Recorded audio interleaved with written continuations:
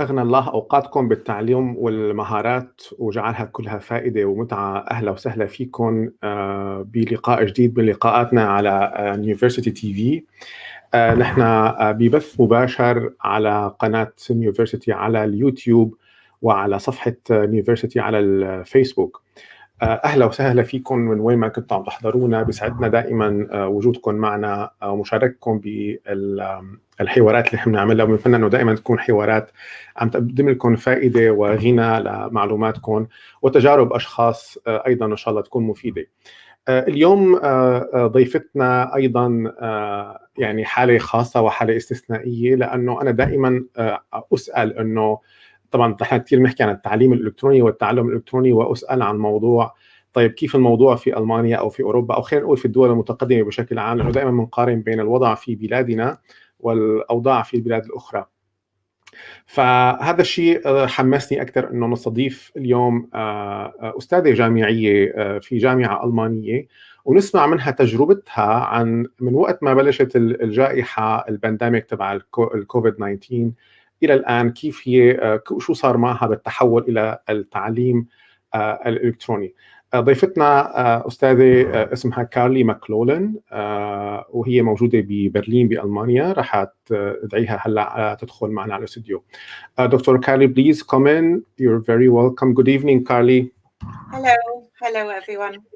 Yeah, it's very nice to have you here, and thank you very much for being with us to share with us your experiences and transforming your teaching from the traditional teaching to e-teaching. Actually, we are very looking forward to hearing about your experience and what has happened actually since the beginning of the pandemic till today. And first of all, I would like to ask you just to introduce yourself to our audience, please, shortly. Okay. Well, thank you, Fadi, for inviting me, and thank you to everyone who is listening as well. I hope that I can say some things about e-learning that you find interesting and useful. Yes, so my name is Carly McLaughlin, and I'm originally from England, and that's where I completed my studies. I studied my BA at the University of Oxford in French and German, and then I did a PhD in German literature at the University of London. And that's kind of why I ended up in Germany. And I've been in Berlin now for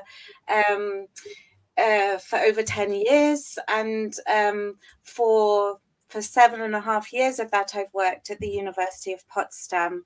And since I've been in Germany, I've actually moved into English studies. So I used to be a Germanist, and now I teach in the English department, but still working with literature, literary and cultural studies. And my specialist kind of teaching and research areas are cultural and post-colonial studies, as well as childhood studies.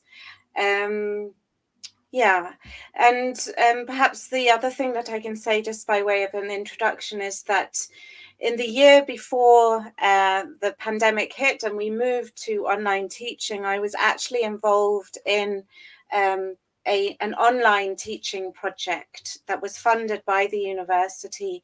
And just as we finished developing a course in the department, an online course, we were told that we were going to have to move to online teaching. And so in some respects, my experience of moving online to teach has been a bit smoother and a bit easier than it has been for some of my colleagues. Okay. Yes, I'll leave it at that for an introduction for now. Mm-hmm. I mean, I find it really interesting that when you were in the UK, you were studying German literature, and then when you came to Germany, you started teaching English culture and literature. And I find it also interesting, this culture thing. I mean, now you are a mixture of both cultures, and you're teaching culture. So how do you, I mean, just before we start, how do you find teaching English culture to the Germans or in a German university? Yeah, I'm definitely I mean, one thing that I think the students realize very quickly is I'm not going to teach them about the stereotypes of Englishness. I think lots of students who come to university to study English in Germany, and perhaps this is the case in other countries, and when they attend a course called British Cultural Studies, they expect to learn about what the English like to they like to eat and drink, and what they do in their free time. And what we do in cultural studies is more to complicate this idea of culture and what is culture, and who gets to define what culture is, what tradition is, what counts as German, what counts as Britishness.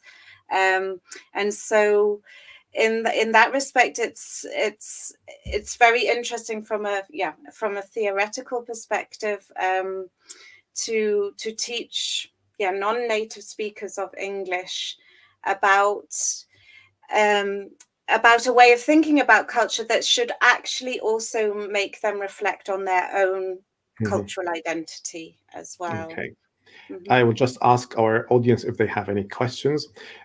إذا في عندكم أي أسئلة بتحبوا توجهوها لضيفتنا وحابين تكتبوها باللغة العربية، طبعا فيكم تكتبوا باللغة العربية بشكل مباشر على في التعليقات وأنا بترجمهم للضيفة. طبعا يمكنكم الكتابة باللغة الإنجليزية في أي سؤال حابين تسألوه عن الموضوع، فيعني اكتبوا السؤال باللغة اللي بتريحكم.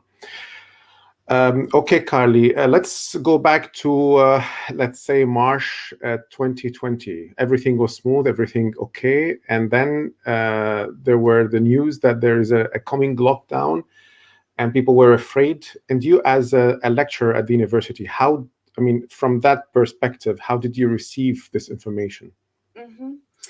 Well, like I said, I had just by coincidence, and it really was coincidence, just finished an online course which had involved developing digital materials, so that video lectures, but also some written materials and interactive exercises that very much overlapped with the teaching that I do at the university. So at the University of Potsdam, we have an introductory course to cultural studies that covers the foundations of the field.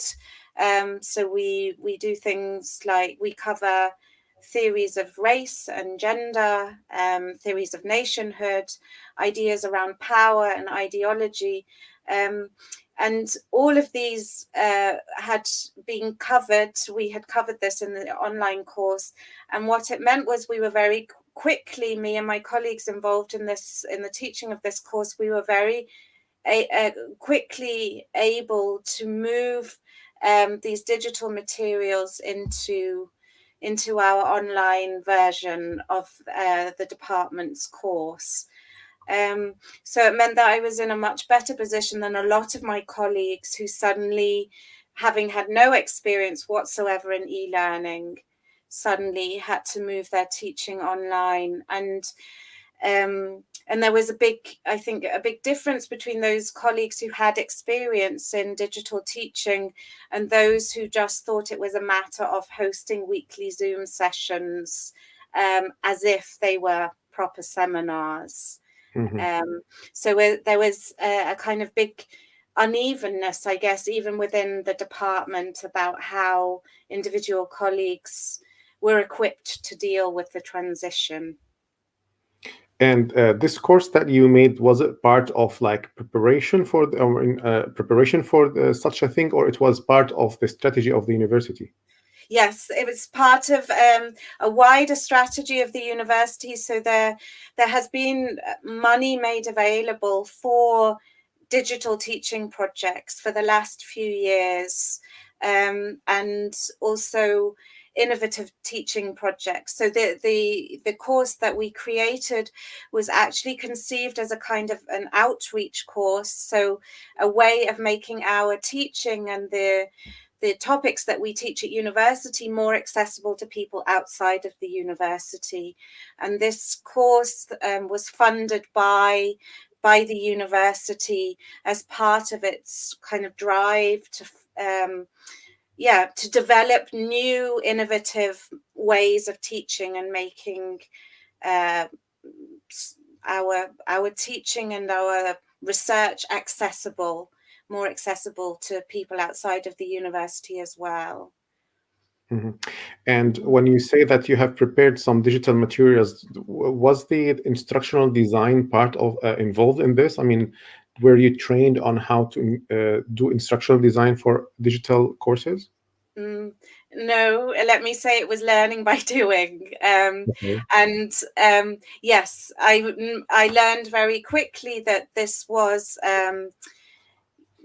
something that I didn't have any experience in and any knowledge about. And that is something I still feel I need to have if I'm to carry on being involved in developing these digital courses. And it's something I've become very, very interested in. So I would like to pursue that further. But in terms of where I was in March 2020 or earlier when I started this course, I didn't have any training. It was learning by doing. Okay, and when you said that you had this privilege, compared to your colleagues, can we know something about the situation of your colleagues who were not part of this course? How did they react to this? Well, I think, like I said, I think a lot of colleagues tried to just move their normal seminars onto an online platform. So we used Zoom at the University of Potsdam. The university very quickly organized an account, a university account, so that teaching could be moved online. But we were actually advised in the first semester. This changed for the second semester of online teaching. The first semester, we were actually advised to not offer live teaching sessions online. We were advised that we should try as much as possible to offer asynchronous teaching, so that students, and this had a variety of reasons, so that students could do it in their own time, so that if they had other circumstances related to the pandemic that made it difficult for them to study in kind of normal times, that they were able to organize and structure their studying more flexibly. And also there was a concern at the beginning around people having the necessary access to the technology, but also to the bandwidth needed. So that was very much a concern in the first semester of lockdown, so from April to July last year. But having said that, lots of my colleagues did try and do these kind of traditional seminar discussions. So I work in the humanities, and seminars in the English department are very much kind of discussion based. It's about reading a text and talking about it and developing critical thinking skills. And so a lot of colleagues tried to move these kind of teaching priorities onto an online environment. Okay. And I think very quickly they felt overwhelmed. And I heard stories about, and the students as well felt very overwhelmed, because to then have several seminars in a day via Zoom that went on for an hour and a half, it's exhausting and it's unsustainable. And I heard some stories from students about lecturers who no longer had to leave the lecture room after the hour and a half timetabled, and they would carry on talking for hours, unrestrained by timetabling and space restrictions. And so I think, students had very different experiences depending on the lecturers that they were being taught by. Okay. Well, this is really interesting, this idea of students. I will come to this a bit later, but just to go back to when you mentioned that at the beginning, the university asked you to do asynchronous teaching. So what did that mean to you? I mean, how did you deal with this? Like, were you sitting in this room and recording content, classes? How did you do it? So, like I said, fortunately, we already had quite a lot of content that we had developed as part of this other course. So we had done video lectures, and a lot of these video lectures had been recorded in a professional studio at the University of Potsdam. And once the move online happened and lockdown, the studio was overwhelmed with requests. So we had timed it very well to have all of these video lectures kind of done before April 2020. And yes, so that helped us a lot. And then some other materials were then filmed or recorded at home by me and other colleagues. And the University of Potsdam very quickly made software available to us. So we were allowed licenses for Camtasia for recording home video lectures. Yeah. Just to mention that Camtasia is a software that allows you to record your screen with your camera also on and talk at the same time. I think Camtasia is a program that goes for Windows computers, and Okay. Apple computers already come with a built-in software for them. I see. Okay. Yeah. Okay. I start to have some questions from the audience, and I think now it's time maybe to have one of these questions, but it's about your relation with the students. You said that the students, they had a different perspective at looking at things and other experiences. And I think we have an interesting question by Muna, who said, since you're teaching culture, and we don't know, I mean, I don't know how many nationalities do you have in your students. So were there any kind of differences in their dealing with you online based on their nationalities or based on their cultures? Has there been anything that you could realize? No, that's a very interesting question, but I'm afraid I don't really feel able to comment on that. It wasn't an issue that came up. Most of the students that we teach in these kind of introductory modules are German. We have a very international group of students who come for our master's program, but most of the students that I teach for these introductory courses are German, and so we don't have that range of nationalities that we get later on at higher levels of study at the university. And but the other part of the question is, has there been any kind of like Arab students or people you've worked with online? Not in these introductory courses. Yeah. Okay. I mean, we have had a lot of students from Syria in particular over the last few years who have joined in our master programs. But I was unfortunately not involved in teaching them in the last 2 semesters. Okay. We have also a question from Noor. Noor obviously is an English teacher who is living in Germany, and she is missing her English. But she has a question, and I just put it on the screen. So do you think the distance learning affects student communicative skills in a negative way? So I guess communicative skills can mean lots of things. So maybe I can just comment on a few. One thing I definitely have noticed over the last year, it's now nearly a year since we've been online teaching, and it's a year now since I talked to a student in person, physically in person. So all of the communication is done via email.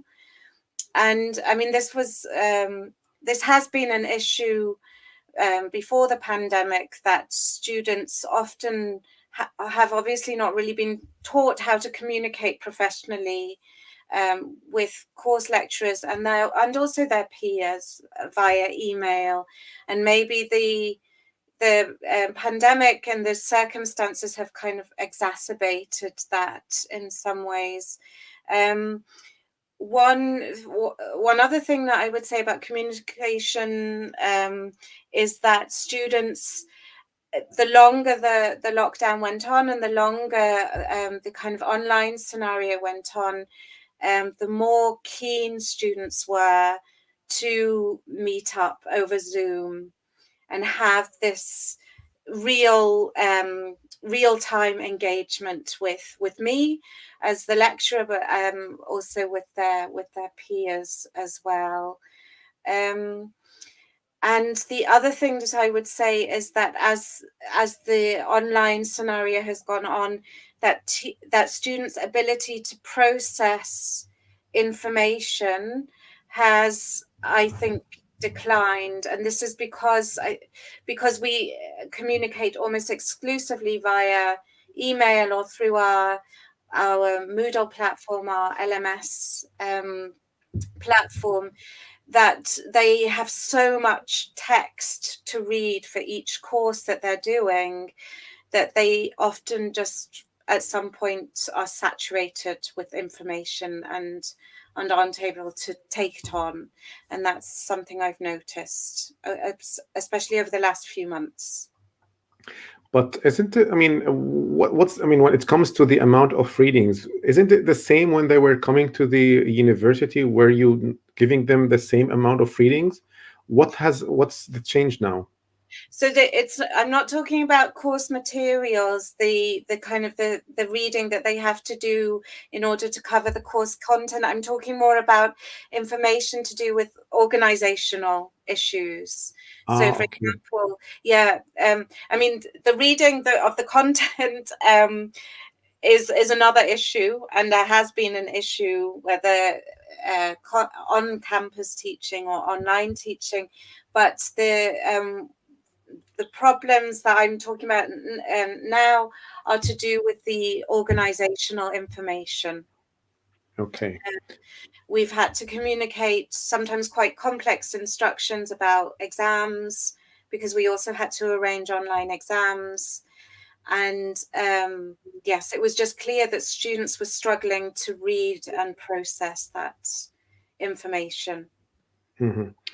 Let me go back to the teachers and your colleagues, and we're still, let's say, the first couple of weeks of the pandemic. And I mean, I'm impressed now with what has the university done. Like, they've provided you with all these licenses and all the information and softwares that you need to do everything. This is really very good. So you were satisfied. I mean, you and your colleagues, as a member of academic staff, you were satisfied with the reaction of the university?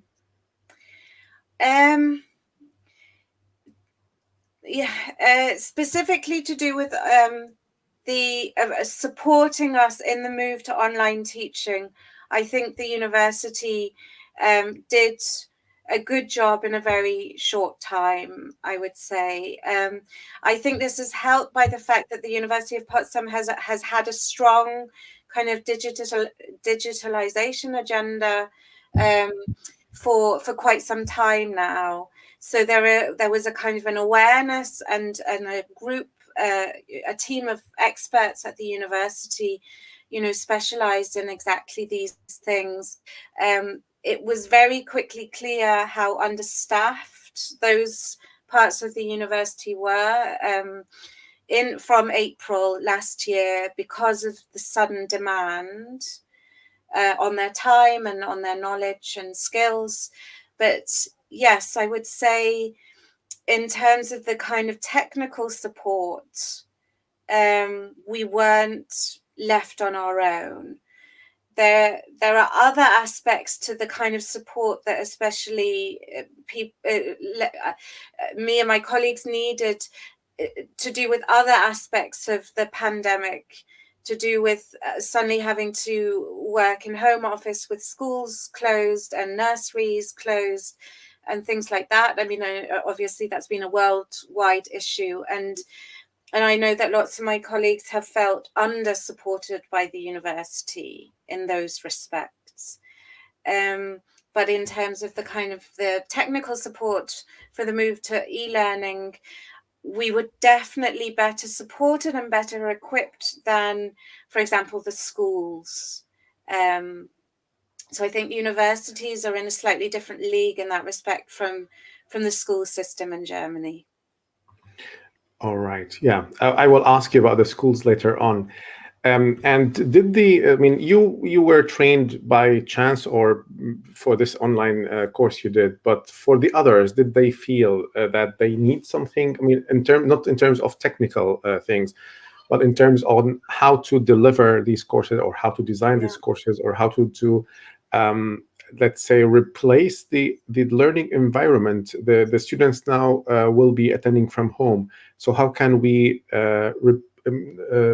compensate for the classroom and for the physical human interaction?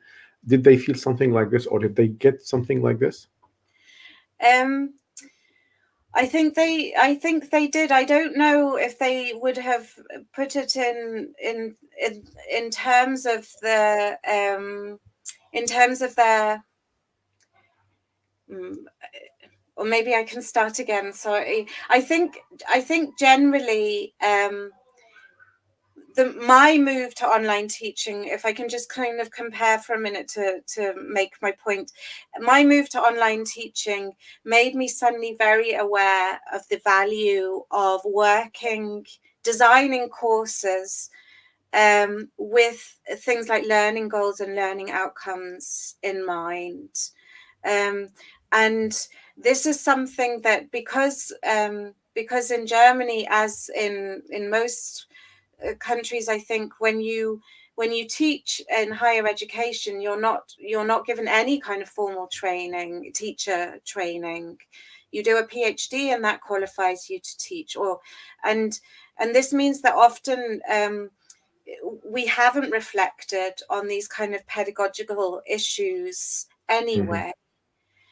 And I realized that there was a certain resistance in a lot of my colleagues when I was developing this online course in the department, and I started trying to get them to think about designing their part of the course that I was asking them to develop using learning goals and learning outcomes and constructive alignment. There was resistance to this. It was felt to be too schoolish in approach for colleagues who often just walk into a seminar room with a book or a text that the students have read, and they spend the time discussing it, and there's no thinking about learning goals or how the seminar prepares them for the assessment that they're going to have to do at the end, which is often writing an essay. And so I think this move to online teaching has required a different approach to designing a course and structuring and organizing teaching. And I think this is something that we as higher educational teachers lack anyway. And it's kind of made more urgent through the move to online teaching, but I think we would benefit from it anyway. And so I think in some ways, I've discussed this with some of my colleagues who were perhaps more reflective about these things anyway before the move to online teaching. that a lot of my colleagues feel that this move to online teaching has made them better teachers, and that it will feed back into the way that they teach long term, even when we move back to campus. Can you elaborate a little bit on this point? How did they feel that, or how did they think it made them better teachers? Because I think the move online and having to organize a course and structure a course on a learning, an LMS, that this forced us to think in terms of, okay, what is the student's experience of this material going to be? How can we arrange it to make it as accessible and as transparent as possible? And how is all of this material going to prepare them for the exam or the assessment that they have to do at the end of this? And so it forces us to think in terms of constructive alignment, even if lots of this term would still be very new for lots of my colleagues, and I know from feedback from last semester that students encountering this kind of transparency of learning goals appreciated it very much. They liked the fact that they were told very clearly, okay, in this course, you are going to learn this set of skills. And then that would be broken down into each unit or each week. And then they would have an understanding of how what they were doing each week related to the final assessment they were expected to do. Mm-hmm. Whereas often this is left very implicit in traditional kind of seminar teaching. I think especially in the humanities and in subjects like literary studies and cultural studies, where the work tends to be more abstract, more about discussing ideas. I don't know if that answers your question. It did, yeah. Thank you. We have a question by Neyruda. Good evening, Neyruda. Change management. I mean, he has two questions, but I will start with the later one. Change management is needed everywhere, apparently. Resistance to going online is really a big issue. I mean, it's not a question, maybe a statement, just because this is always a challenge for bringing any change into any higher education institution. Actually, any institution, but maybe also. I mean, his question just inspired me with a question, if I may so. Has the resistance from the people at the university, has it something to do with the age of people? Like the resistance was more from old people? Yes. Yes, there's definitely a generational shift, I think, in terms of so kind of my generation of academics, so postdoc and PhD students, perhaps being more open to new kind of methodologies and the need for new methodologies as well in higher education. And there seems to be, there's, I think, less of that in the kind of older generation, the professor generation of academics. But they had to go with the mainstream. I mean, they had to find their way, right? Yeah. Mm-hmm. They kind of like gave up their resistance or reduced their resistance. Yeah, I mean, for these kind of exceptional circumstances, but I think the assumption is still that this is a temporary move, and that we will go back to normal teaching on campus. I mean, I would like to think, and I predict that it will be as big a shift, as big an adjustment to go back to on-campus teaching after this. So we're looking at another semester of online teaching. So that means we'll have had 3 semesters of online teaching. We don't know yet whether we will go back to on-campus teaching in the winter semester of this year. But it means that some students will have done nearly half of their studies, half of their degree online. And so I think this has to somehow impact how we return to on-campus teaching. And I think it can change it for the better in terms of us bringing back and reapplying those skills that we've learned through online teaching and taking that back on campus. And I think that e-learning doesn't have to be thrown out the window just because we can go back to normal. I think there can be a real complementary relationship between physical on-campus teaching and digital teaching. And I think I certainly will. This will change how I teach, definitely. Interesting. Actually, when you said where they think we will go back to normal, I mean, do you think we are going back to the normal or to something, a new normal? Yeah, I think probably at this stage, that's a very individual question. It will depend on individual lecturers. I don't see at the moment that there's some kind of systemic change that's going to happen. I mean, at the university level, this last year has created a new kind of urgency to all the digitalization projects going on. And there is talk of some online formats being recognized within the official degree programs. So these legally binding documents that define what courses students can do. There is talk about incorporating some of the new online courses into the official kind of degree programs.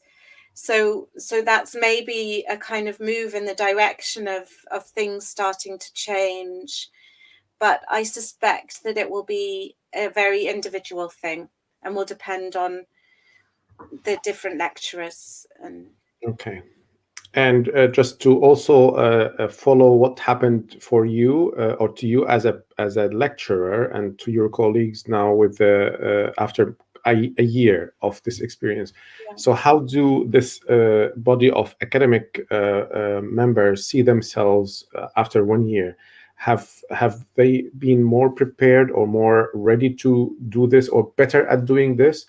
Or they are just waiting for the moment to go back? Or is it, again, individual thing? Yes, I do think it's individual. I think there was a big difference between April last year and then these winter semester, which started in October last year and has just finished, where I think people were much more prepared, much better prepared. But I think whether people like it or not, this has become normality for the moment. And so I think it will have changed people's understanding of teaching and academia, whether they've kind of consciously decided to take it on or not. I mean, lots of academia has continued to function almost too well online, in that teachings moved online, conferences have moved online. And yes, I can speak for myself, but also for all my colleagues, that the kind of the pace of work has almost accelerated rather than decelerated over the last year. So yeah, I think people they have been it was kind of sink or swim, and I think by now people people are starting to feel that they have managed the move online. Mm-hmm.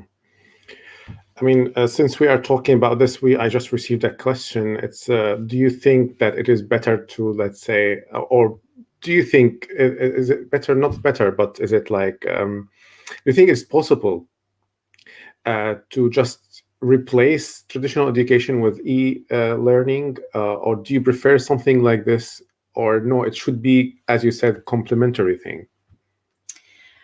I have seen over the last semester, in particular, in the winter semester, in Germany, we have lots of people starting their studies. And so I had a lot of first year students in my course this semester who have very clearly suffered from the isolation and from being deprived of those other aspects of university life and an academic learning that e-learning is just not able to provide.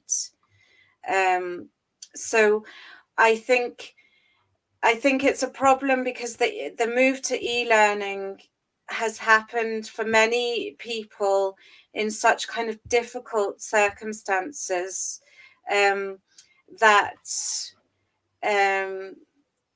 I think it's important to kind of recognize that that the problem is not e-learning in itself. It's the fact that people have been socially isolated and are doing things in a very different and difficult and under difficult circumstances than they would normally be studying.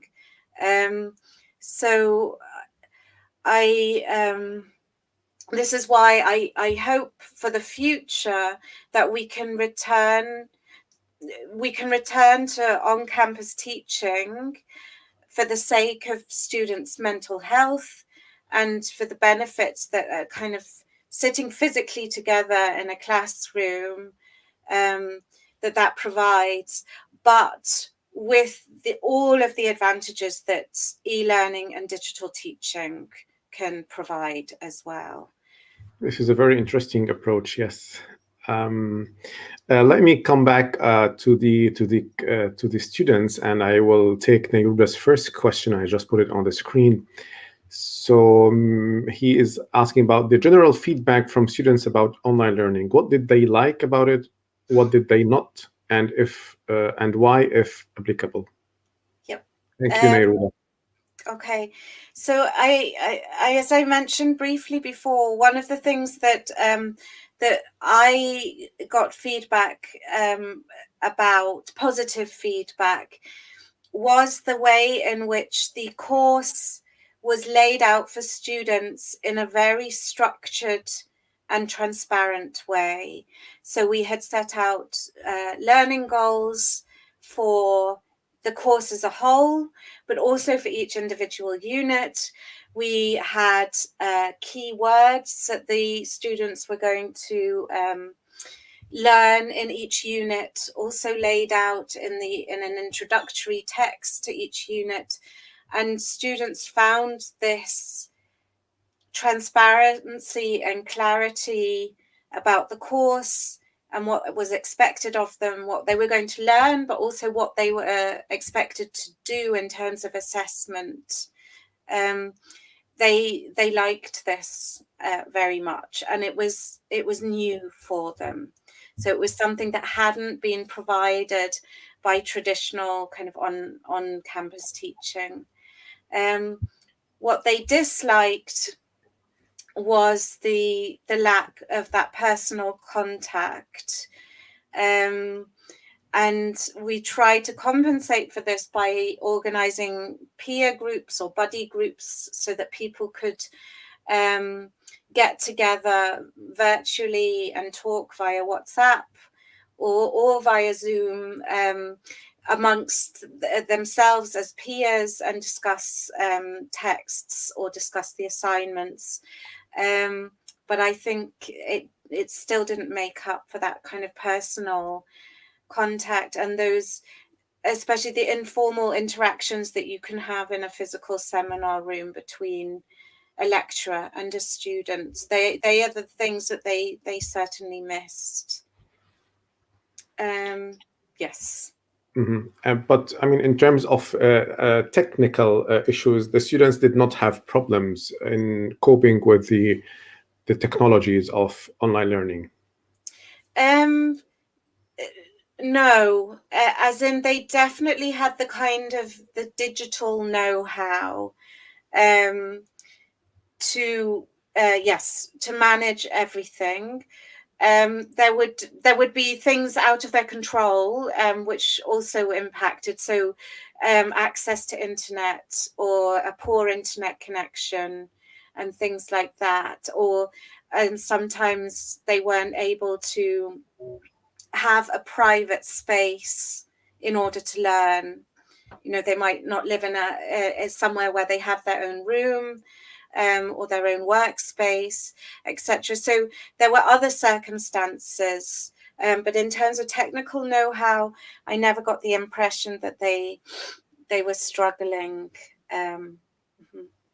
Okay, and in terms of exams, I think is one of the most or biggest challenges for e-learning and e-teaching. So you mentioned at the beginning of our talk something about you're doing exams for them.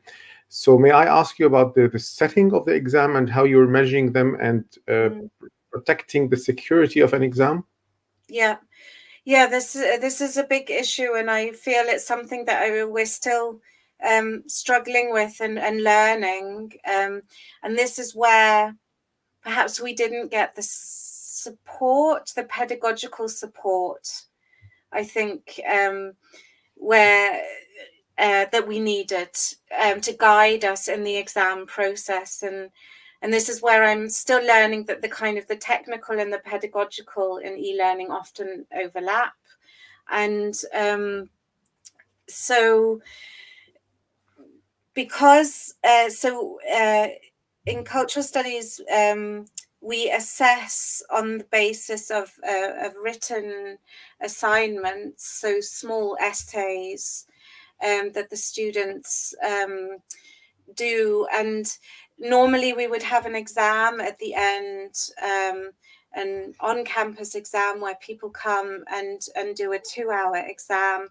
And through the move online, we had to change the format of the exam so that it became we had two options. We had a kind of portfolio exam where students handed in a set of assignments that we then had to mark.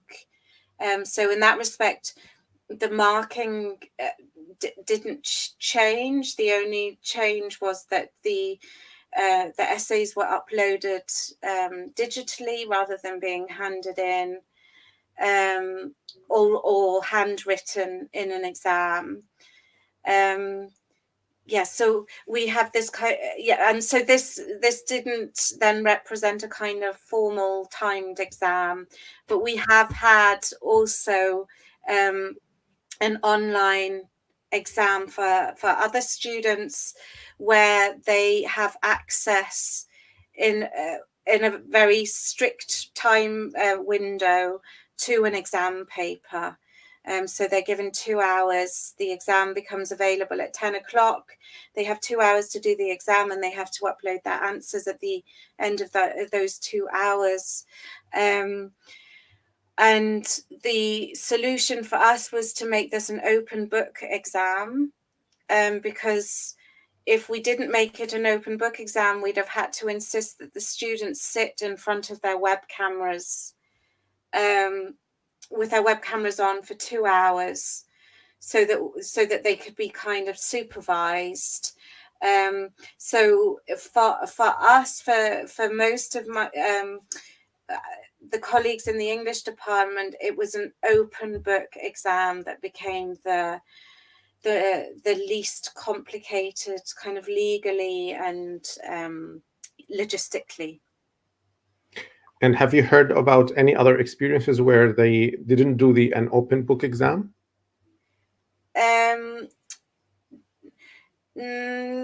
So No, I don't know what other subjects have done. I mean, obviously, oral exams still work quite well, and so I have done master's thesis defences online this semester, and I know that PhD defences have also taken place online, and I think other departments have been able to organise multiple choice exams. But certainly in terms of what we require our students to do anyway, which is to write and develop critical thinking through writing, these open book exams or these portfolio exams have been for us the best format. Okay. Let me see. There was a question about. Oh no, I think they are not questions. They're just discussing the idea of whether e-learning is only temporary thing that came to solve the COVID-19 challenge, or is it part of the education in the future? I think this controversy will stay for some time in the discussions, whether it is this or this. Anyway, thank you very much for all your participation and all the discussions. This is very, very interesting. Okay, Carly, and you as a lecturer who had to do everything from home, and at the same time not being able to do any other activities, how was the impact on you personally first? So, like I said, working life has felt just as busy, even though, in fact, maybe it feels even busier because there are not so many kind of boundaries between home life and professional life. And this will apply to anyone in home office. And I think it's exacerbated in professions like academia, where your work is kind of never ending anyway. So there's always another journal article to read, always something else that you could be doing. So I realized very quickly that the structure was very important, and that it was important to kind of draw those boundaries for myself that had kind of got lost by not having to go in to teach, not having to go to on campus.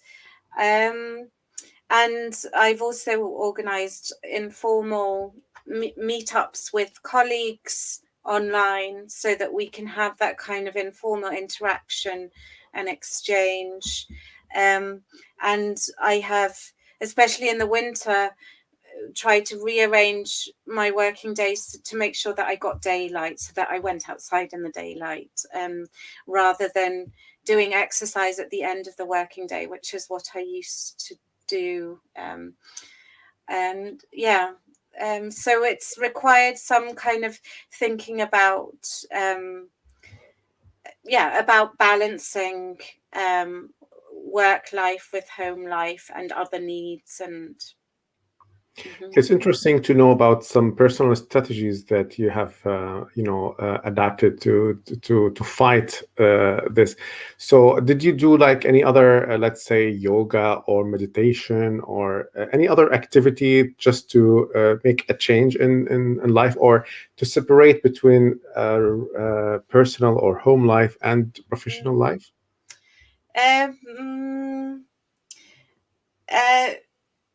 No yoga or meditation was involved. I think walks and making sure that I have this kind of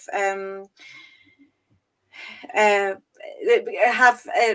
daylight and exercise and fresh air, because it would be very easy to not leave home for a few days when you're just online all the time.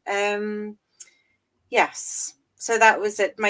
And perhaps rearranging it so that accepting that I didn't maybe need to just sit down and work from 9 till 5, that I could start a little bit later and work into the evening, perhaps, and make use of daylight hours to do other things as well as work.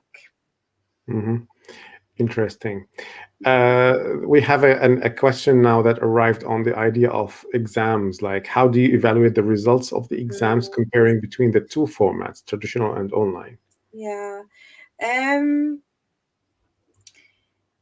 In terms of the results, in terms of whether students have done better online than on campus exams, to be honest, yeah, I haven't seen a deterioration in results or the quality of work. Mm-hmm. Mm-hmm. Yeah. Okay.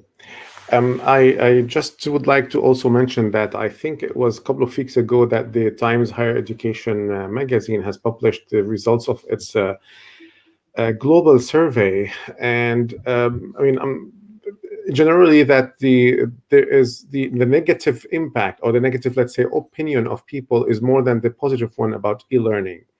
And also they mentioned the mental health on students.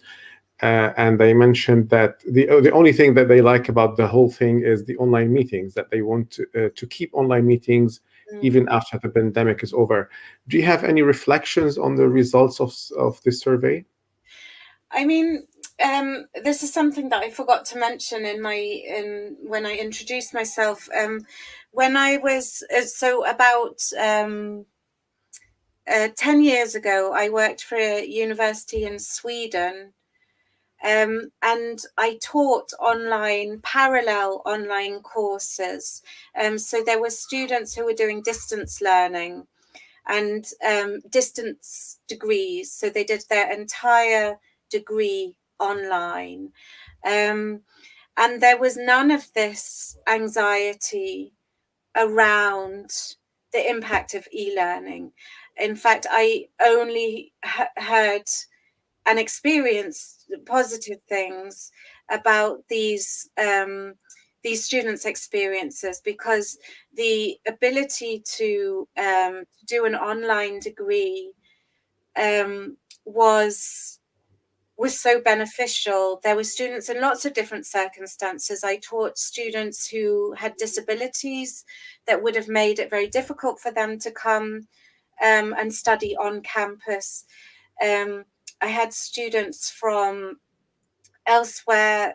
There were lots of students from the Middle East who would have been unable to get a visa to come, and they were able to access higher education in Europe and get a European degree.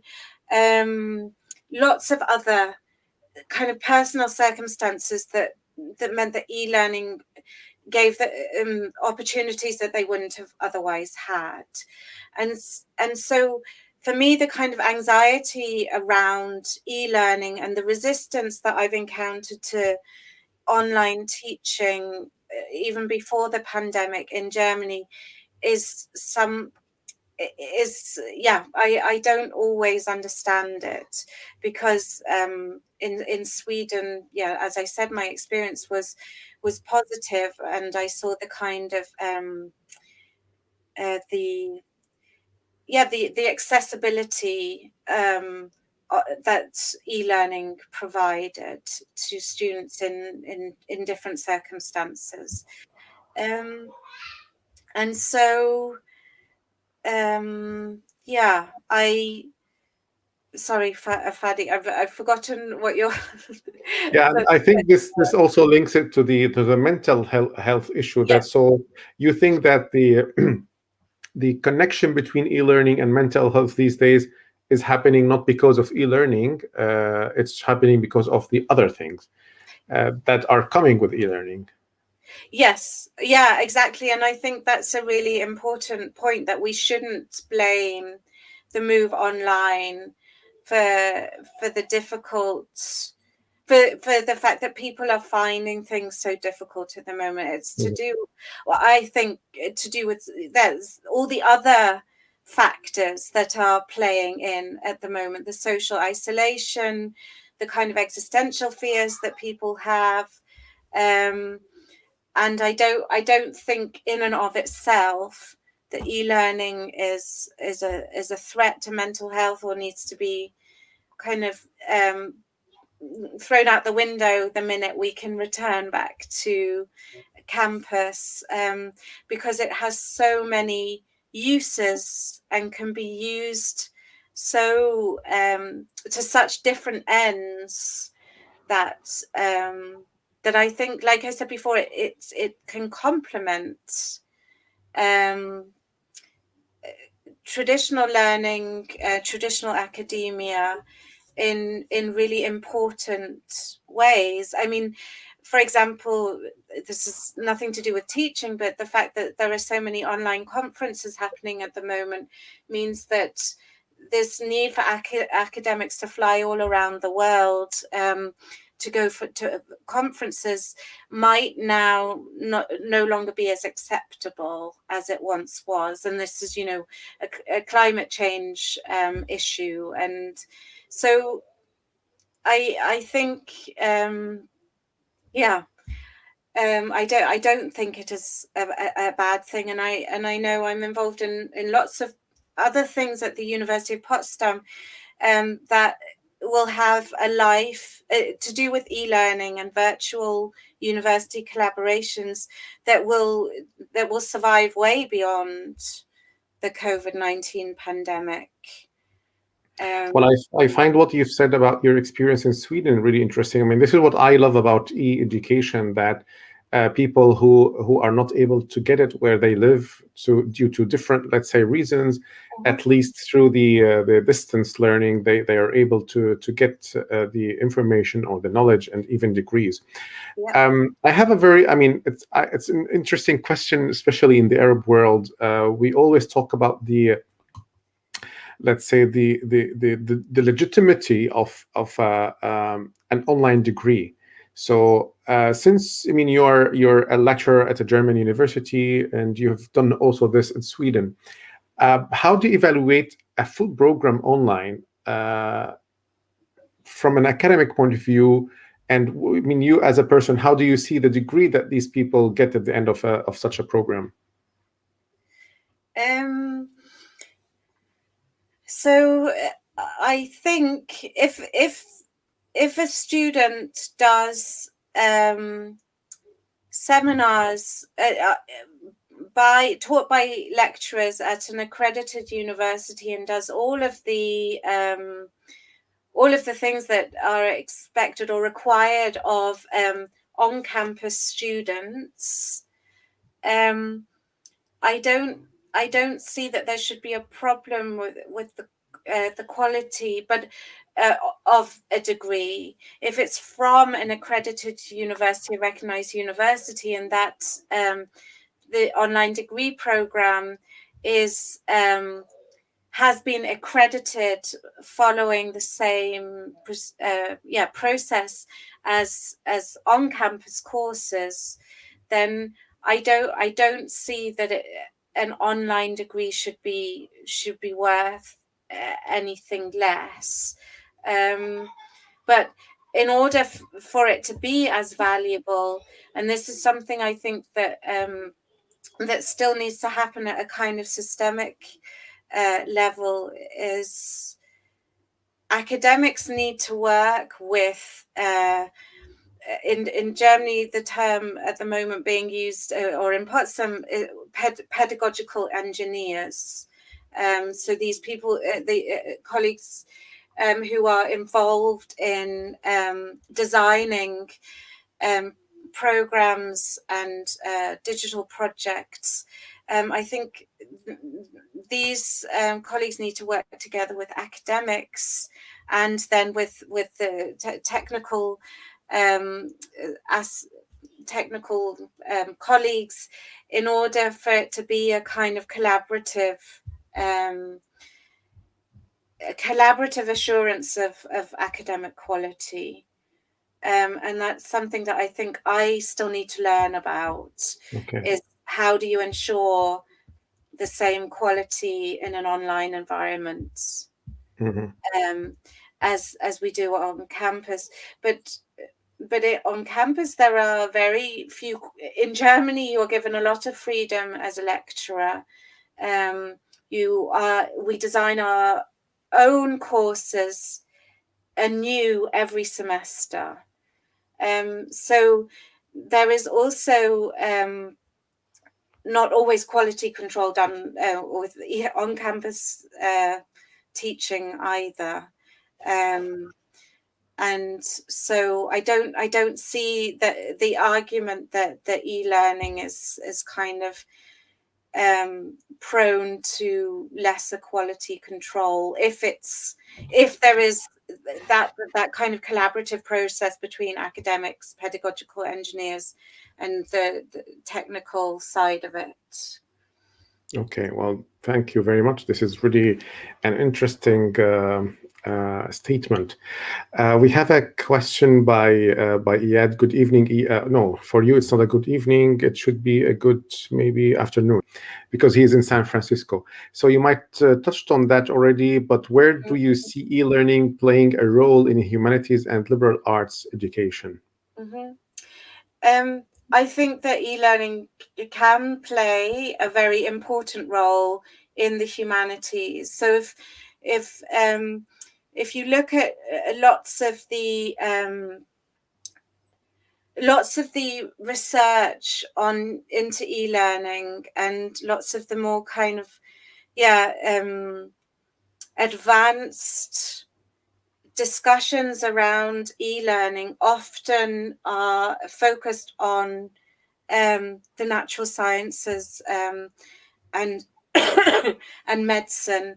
And so I struggled at the beginning when I first started being involved in designing this first online course to find materials to help me develop a course in the humanities that is more concerned with learning outcomes like critical thinking, that is hard to assess through a multiple choice exam. And so this is, again, something that I think we're in the humanities, we're still kind of early days in thinking conceptually about how to design courses that that can deliver these learning outcomes, and of course then things like assessment, how to so the humanities and liberal arts often require students to write essays. So how are we to mark those other than as people marking? Rather, it can't be automated, that kind of thing. So it's also to do with issues of scaling, and so these are things that that I am still thinking through. For the course that we designed, we developed interactive multiple choice quizzes to test students' understanding of some of the video lectures and theoretical texts that we'd written. And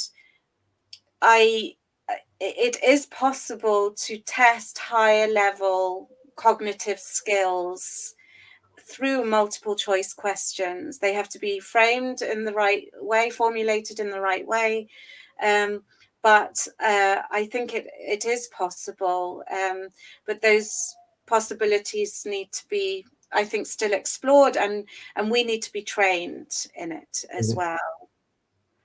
But I do think very much, that it has a role in the humanities and liberal arts education. Yeah, and well, we have Ahmed, who is obviously he is an engineer, and she's just saying that in mechanical engineering, he doubts that e-learning would have a big role in this. Do you have any comment on this?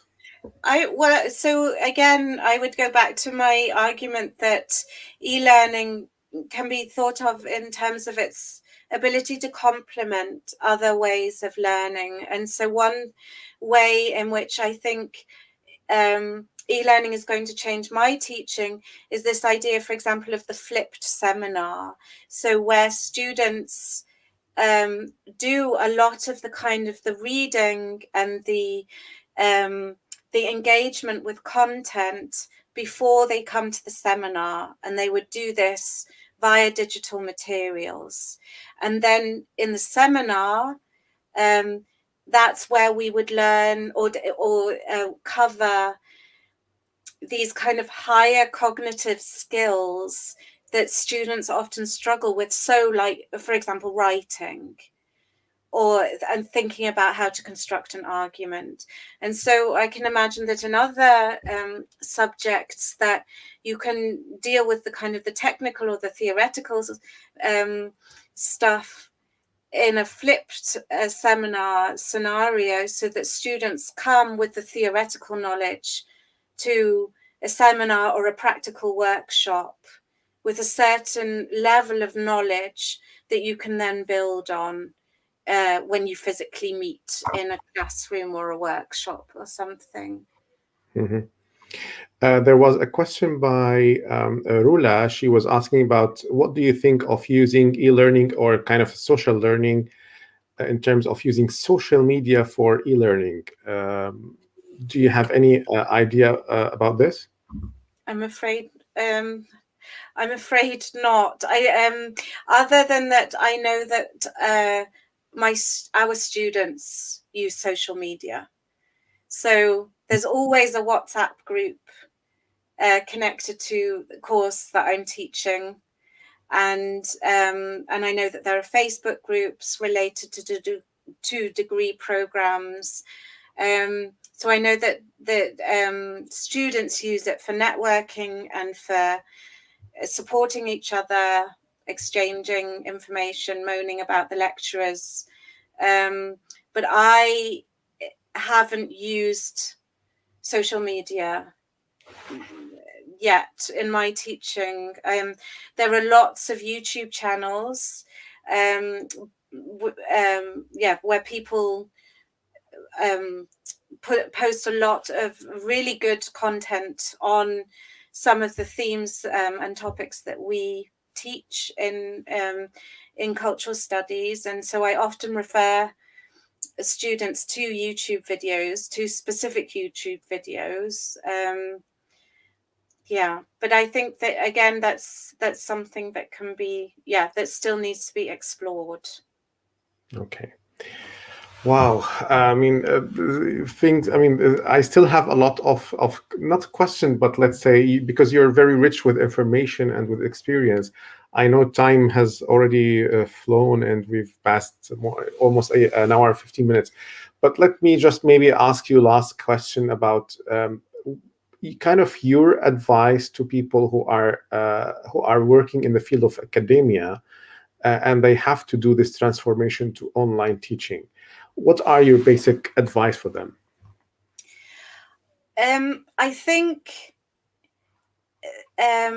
something I have realized, and this is a general piece of advice that I would give now these days about teaching, is making it a student-centered experience. So really stepping back from our material as academics, as experts, as people who are very familiar with what we're teaching, and to step back from that material and think, okay, what is the best way to make this material accessible to the students I'm trying to teach? So that's one thing, because I think this student-centered focus or orientation is often missing in university education. And the other thing is thinking about, okay, what do I want my students to be able to do at the end of this course, and how do I structure and organize the learning materials in order for them to reach the level that's required in order for them to be able to do the exam at the end or the essay. So to think about, and that's what's meant by constructive alignment. So to think about learning goals and outcomes, and the student-centered experience. There, I think the two things that I've that I've learned and that I think will make me and a lot of my colleagues better teachers. I really very much value this advice. I mean, I also see Iyad sent his confirmation on this. I mean, this student-centered experience, I mean, even the word experience, I mean, you really summed it all in this statement. And you said it very also clearly that the university education lacks that. And maybe this is why even long time before the pandemic, people were asking for kind of a revolution against the norm of the how things are done in the world of academia and teaching. And there is kind of, or there have been a lot of requests to do some radical changes into how things are done. So thank you very much for this advice, and thank you very much, Carly, for being with us today at University TV. We were really, really happy and honored having you. Thank you for sharing your experience with us and all the information, valuable and rich information. And thank you all who have attended us wherever you are. Thank you for your questions and interaction. We're so happy to be always with you and provide you with rich conversations that will benefit you. Do you want to say anything, Carly, before we leave? Just to say thank you to you, Fadi, and also to everyone watching. Thank you for the questions, and take care and stay healthy and sane. Yeah, you too. So thank you very much. Thank you all. I wish you a very nice weekend and see you in a next dialogue. Goodbye.